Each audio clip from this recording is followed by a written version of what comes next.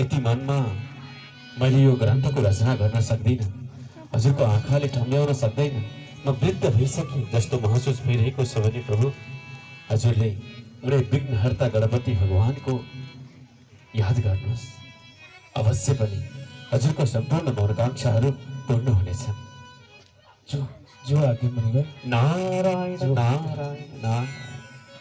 त्यसो भए म अहिले नै विघ्नहर्ता गणपतिको प्रार्थना गरिहाल्छु। हुन्छ प्रभु। म त यत्र तत्र विचरण गरिराख्ने, त्यसै कारणले गर्दा मलाई एक ठाउँमा बसिराख्न मन लाग्दैन। हजुरले विघ्नहर्ता गणपति भगवानको ध्यान गर्नुहोला। म भने विचरण गर्नको लागि तिनै लोकतिर लाग्नेछु।